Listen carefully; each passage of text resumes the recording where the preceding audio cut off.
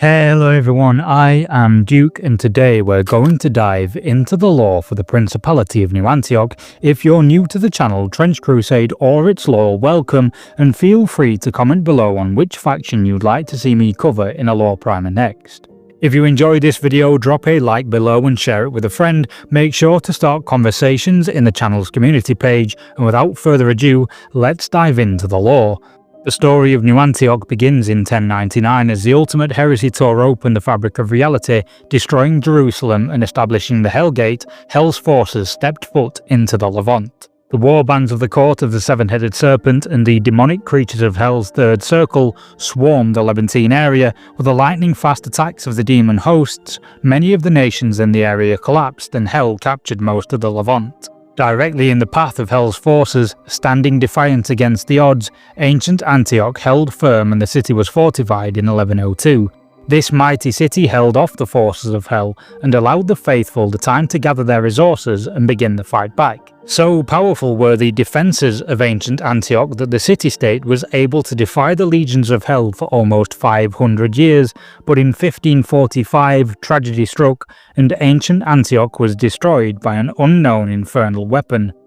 Within its ruins, the surviving faithful held on, brutally fighting back against the heretic forces that now assailed them. With the destruction of ancient Antioch, the faithful were dealt a near-crippling blow, but in 1559 the Sword Congress of Vienna commanded the rebuilding of the city. The Sword Congress even established a tithe of all faithful nations to recreate the city and ensure it was able to fortify and defend itself as one of the greatest fortresses the world had ever seen. To further aid the city, the Sword Congress commissioned a secondary economic system with the minting of the New Antioch ducat. This effectively meant that all faithful nations could supply the city with financial aid along with troops, food, raw materials and weapons. And so New Antioch has become a powerful city-state, well defended by its own armed forces, a cultural melting pot and a political powerhouse under the command of its duke. It is now one of the most strategically important locations in the whole of Trench Crusade. At the time of 1914, the Great War is beginning to once again build to another major conflict. While forces on all sides gather their strength, brutal skirmishes are fought in the Levant. Even during the quieter moments of the Great War, the Levant is never truly silent, and at this moment, warbands venture into its wastes to look for relics, supplies, gather intelligence, and cripple enemy fortifications. The city streets are a crucible of culture, and any who pass through them will meet a dizzying array of soldiers, from New Antioch's defence forces to the Red Brigade, the pious soldiers of Era, warbands of pilgrims, and even men and women from as far afield as Abyssinia, and the remnants of Byzantium's Varangian Guard. It is not uncommon for a soldier from any of these faithful nations to arrive in New Antioch and renounce their previous citizenship and allegiances. These soldiers take up the cross and choose to fight and serve the Duke of New Antioch alone. It is no surprise then that the standing army of New Antioch is not only vast, but it is one of the greatest military forces that has ever been mustered by the faithful nations throughout the duration of the Great War. To many of the faithful, the power of New Antioch is an awe-inspiring sight to behold. The city's defences are formidable, having never been breached since its refounding. 77 towers line the walls to rain death on the forces of Hell, alongside titanic artillery batteries measuring 300 feet in length. Even if a heretic or a demon were to survive the fury of New Antioch, as it brought the full might of its guns to bear on them, they would find that closing with the walls provided new and equally deadly challenges.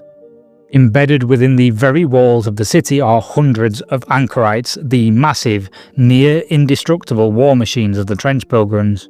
With the weight of fire of New Antioch's guns, the deadly anchorites of its walls, the combined arms expertise of its military forces, and their formidable leadership, it is easy to see why the city is jointly named the Sword and Shield of Europa and Africa, and the home of all our hopes. While New Antioch is certainly a stronghold of incredible strength, there is a grim and deadly reality hiding in the deepest thoughts of many. New Antioch, with all its wealth and power, would be unable to withstand the full onslaught of the heretics' combined forces. But luckily for the faithful, the politics of hell are Machiavellian and self-serving, and the fickle whims of demon lords are one of the principal reasons that New Antioch has been able to stand to this day.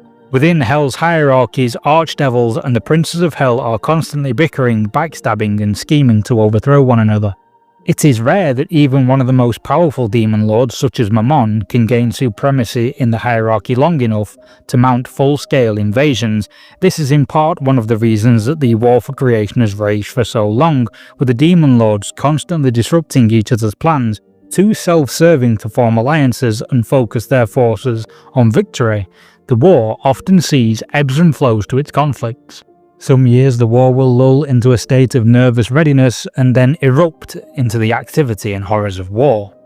Tensions are high in the Levant in 1914 and vast armies may be seen on occasion, but small warbands are currently far more commonplace. The current Duke of New Antioch, Constantine, has been sending his forces into the Levant as of late to gather what resources and intelligence they can find.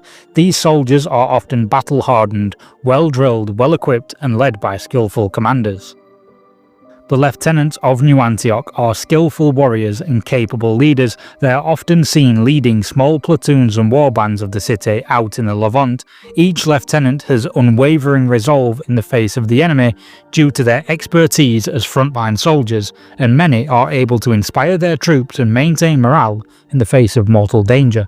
Whether a lieutenant is the son or daughter of a noble house or have impressed their commanders with exceptional displays of cunning and heroic bravery, all of them are battle-hardened and well-deserving of their post. Alongside their command role, they are also often the ones responsible for acquiring new weapons, supplies, armour and ammunition for their warbands. Many of the lieutenants are keenly aware of the dangers of the Levant, and while many may maintain meticulously planned supply routes, they are also all too aware that the Levant is a fickle place and supplies are often intercepted and raided. It is common for a lieutenant to call for supplies and reinforcements, only for the logistical difficulties of the Levant to cause their caravan to be delayed or never arrive. And so, well-planned raids on other warbands and looting the battlefield are common practices, and one that the lieutenants know all too well. Whether raiding the supplies of others, looting the battlefield, or requisitioning new supplies from New Antioch's quartermasters, the warband is kept in battle-ready condition by the wits of its leaders. The lieutenants are respected because of this to such a degree by their soldiers that they are able to enjoy the privileged position of selecting their preferred armour and weapons along with the first picks of rarest battlefield finds. It is common to see that these respected commanders carry distinctive weapons and armour. Sometimes it is a family heirloom from their noble house, a personalised and intricately decorated weapon, or even some symbol of office known only to their soldiers. No matter whether the lieutenant is ostentatiously equipped with the fine weapons of their noble house, clad in battle-scarred armour or drenched in the mud and grime of war, their enemies know one thing: before them stands a veteran of New Antioch's armed forces, and they won't go down without a fight. The right hand of a warband's lieutenant or its trench clerics, a vitally important holy warrior and second in command of the warband, a trench cleric is an inspirational presence on the battlefield, chanting battle prayers, providing blessings and strengthening the resolve of their warband. These holy men and women are the chaplains of the warband and care for the souls of the soldiers under their command. A cleric will often be seen carrying a cross or some form of portable prayer altar into battle. This piece of war gear is dedicated to the patron of the warband and offers reverence to them, be it a patron saint of the homeland, a powerful archangel, or even Yahweh himself. But while the trench clerics are the faith and spiritual leaders of the warband, they are not the only holy men and women in the ranks. A sniper priest is another of the holy warriors seen in the forces of New Antioch, and while they are certainly the sisters and brothers of holy orders, they differ greatly from the trench clerics of the warband.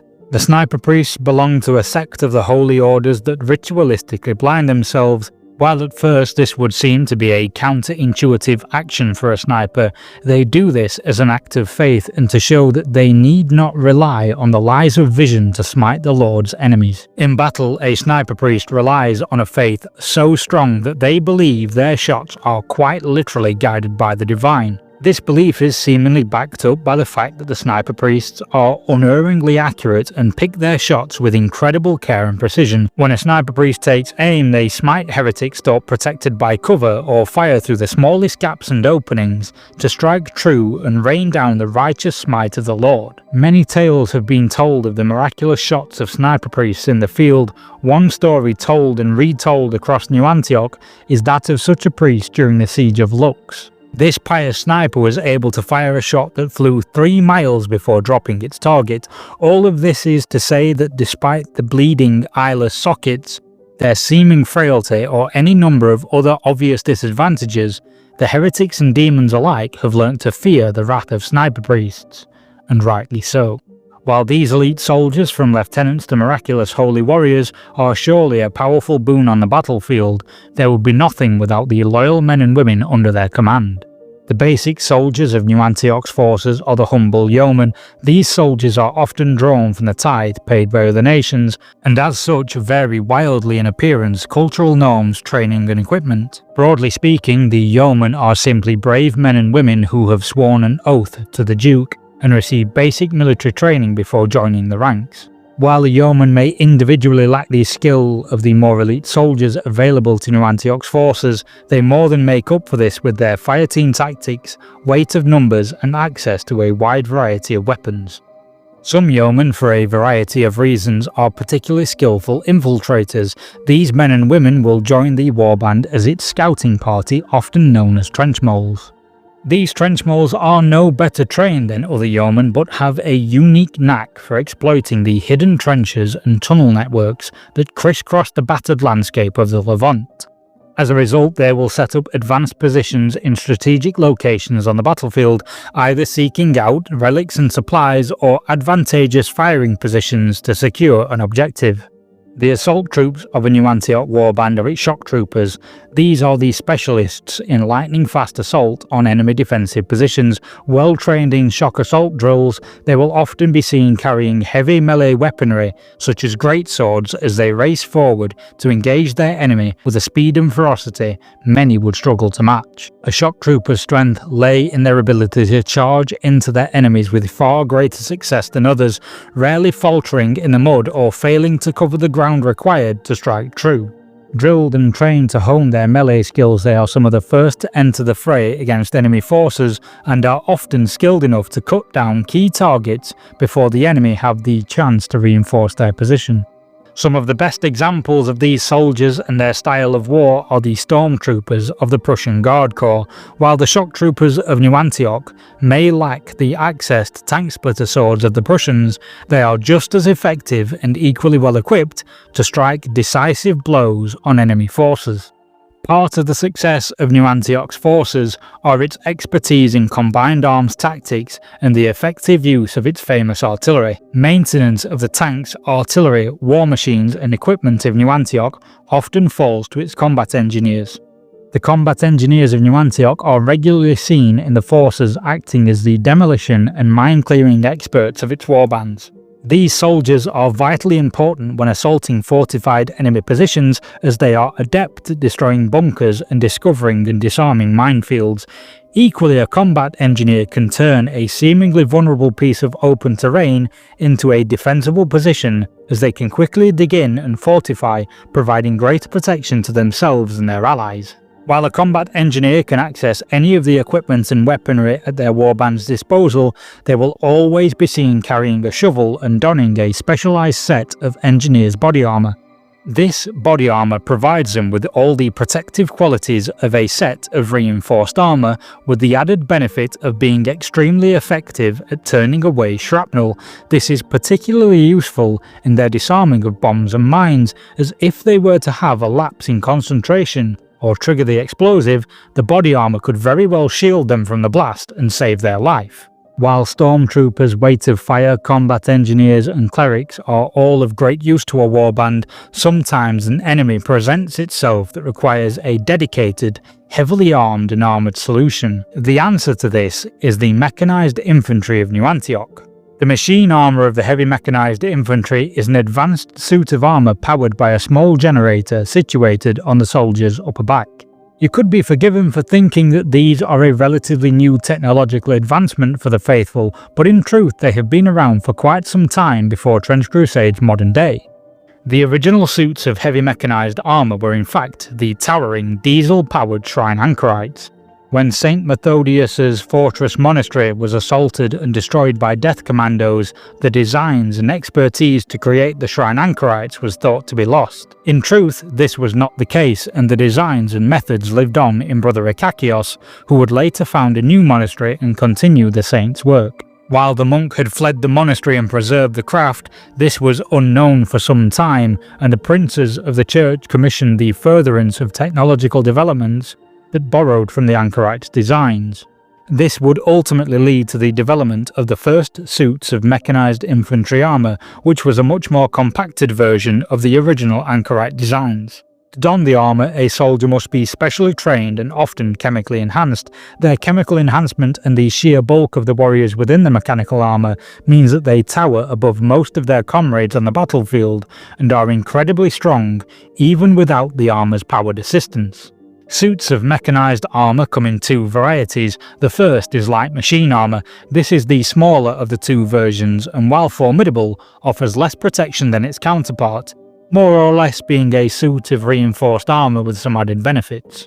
Machine armour, of the kind used by the heavy mechanized infantry, while still smaller than an anchorite chassis, is much larger than its light alternative. The soldier in this suit of armour is afforded some of the best protection available to a soldier on the battlefield, outside of tanks and other vehicles. Pairing this with the thick, slab-like ballistic shields makes a heavy mechanized infantryman almost impossible to bring low. While regular soldiers, war beasts, and even anchorites can be thrown off of their feet and flung down into the mud by an injury, explosive blast or weight of fire, the suits of machine armour are so durable that the soldier within them remains standing, even when struck by a blow so mighty it would leave an anchorite toppled in the dirt. The mechanized infantry are the hammer and anvil of their warband, and the prodigious strength of these soldiers will often see them carry the heaviest of weapons. Machine guns, heavy flamethrowers, satchel chargers, great swords, and all manner of large and bulky equipment will be carried around with an ease befitting the strength of these walking tanks. Alas though, for all the strength of New Antioch's forces, all the power of their guns and strength of their armour, they are still for the most part regular humans and fight in spite of their own mortality. New Antioch knows better than most the horrors of the Levant and the threat of turning faithful men and women into yet another casualty of war. The great hospitals of New Antioch work tirelessly to heal the sick and wounded of the Levant and return these faithful soldiers to war. The issue is that these soldiers are often wounded when manning vital trench networks. Some are on clandestine missions or fighting on the front lines where no such medical aid is readily available. To combat this and return their warriors to war, the warbands of New Antioch often erect field hospitals, staffed by combat medics. While these medical experts are in short supply, they have saved many a soldier when on campaign and returned them to the front lines to fight once more.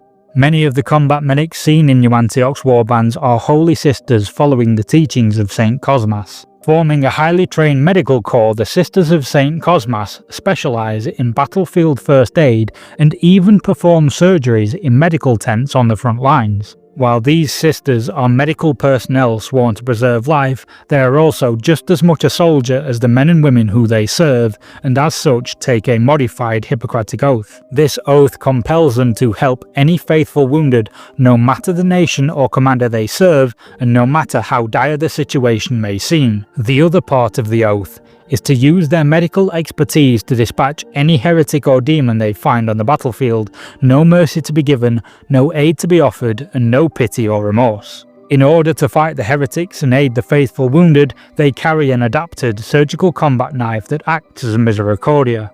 The combat medics are equally adept at ending a heretic life as they are at saving a faithful one with his specialised blade. When a combat medic discovers a wounded enemy combatant on the battlefield, they utilise their medical expertise to bring a swift death and the justice of the Lord to the fallen. Upon discovering a wounded ally on the battlefield, the combat medic has an array of drugs and stimulants able to nullify even the most horrendous pain, and well-stocked medkits able to patch up the soldier and return them to the fight. The combat medics of the Orders of St. Cosmas undergo mental conditioning in their convents and are able to face down even the most terrifying demons and war beasts without fear. This, combined with their gas mask and body armour, makes them well equipped to launch into the fray to save their comrades. As medical experts and fearless soldiers, the combat medics are incredibly valuable to the warbands they serve. When on campaign, a warband is constantly at risk of losing its soldiers or even its leaders, and a medic in their ranks can be the difference between their continued survival or the failure of their mission. While this video has been an overview of all the main units and background lore for the forces of New Antioch, there are many variations and different warbands to be fielded by the faithful nations and their respective armed forces. In future on the channel, I'll be covering every one of the sub-factions in an extended video like this one, but before that there are more lore primers and more main forces to conclude. If you'd like to see the lore primer on the Trench Pilgrims, click the video link to your left, but if you'd like to dive into different lore, click the video link to your right. If you have a faction you'd like me to cover next, let me know in the comments below, and for discounts on your hobby supplies, click my affiliate links in the video's description. With that, thank you for watching, and I'll see you all soon.